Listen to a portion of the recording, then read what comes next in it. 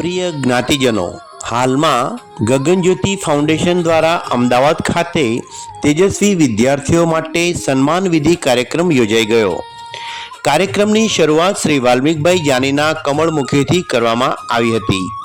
ત્યારબાદ managing trustee Shri હેમેન્દ્રભાઈએ પોતાના ગુરુ અને માર્ગદર્શક એવા શ્રી આર જાની સાહેબને આશીર્વચન આપવા જણાવ્યું હતું. શ્રી જાની સાહેબે આશીર્વાદ સાથે વિદ્યાર્થીઓ પ્રગતિ કરે અને પોતાના લક્ષ્ય સુધી પહોંચી કુટુંબ અને સમાજનું નામ રોશન કરે એવો શુભ સંદેશ આપ્યો હતો તથા આ સંખ્યા ઉત્તરોત્તર વધતી રહે એવી આશા વ્યક્ત કરી હતી. ત્યારબાદ શ્રી હેમેન્દ્રભાઈ, રેખાબેન તથા શ્રી વાલ્મીકભાઈ જાની દ્વારા શ્રી આર જાની સાહેબને શાલ તથા બુકે આપી સન્માન કરવામાં આવ્યું હતું. શ્રી હેમેન્દ્રભાઈના વયોવૃદ્ધ માતુશ્રીનું સન્માન શ્રી આર જાની સાહેબે શાલ તથા બુકે આપીને કર્યું હતું. સ્તુતિ જાનીનું સન્માન શ્રી આર જાની સાહેબે મોમેન્ટો અને રોકડ પુરસ્કાર આપી કર્યું હતું. ખ્યાતિ બહેનનું સન્માન શ્રી હેમેન્દ્રભાઈ તથા રેખાબેને મોમેન્ટો અને રોકડ પુરસ્કાર આપી કર્યું હતું. ધીમહી જોશીનું સન્માન શ્રી હેમેન્દ્રભાઈ તથા રેખાબેન દ્વારા મોમેન્ટો અને શાલ આપીને કરવામાં આવ્યું હતું. શૈલી જોશીનું સન્માન અંધજન મંડળના નિવૃત્ત અધિકારી દ્વારા મોમેન્ટો અને રોકડ પુરસ્કાર આપી કરવામાં આવ્યું હતું.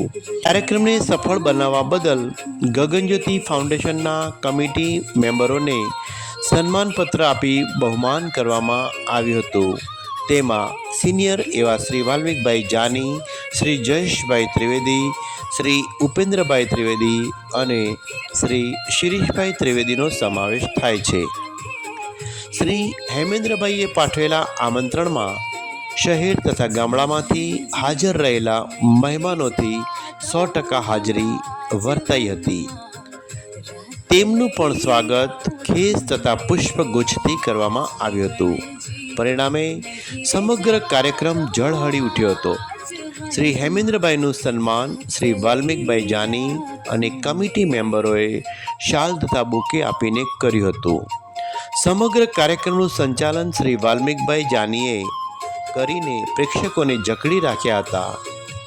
અંતે રાષ્ટ્રગાન જનગણ મન ગાઈને કાર્યક્રમની પૂર્ણાહુતિ કરવામાં આવી હતી.